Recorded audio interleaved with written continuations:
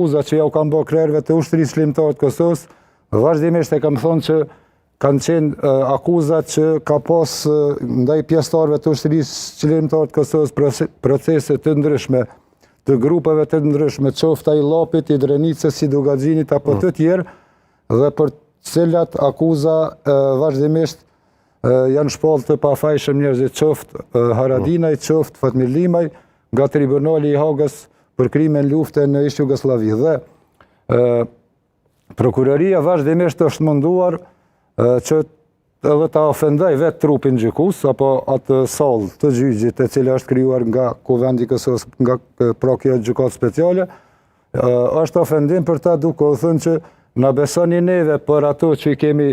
në akuzë e mos ju besoni ndërkombëtarëve. Domethënë, një prokurori apo zyre prokurorit specializuar që do duhej të ishte e Kosovës,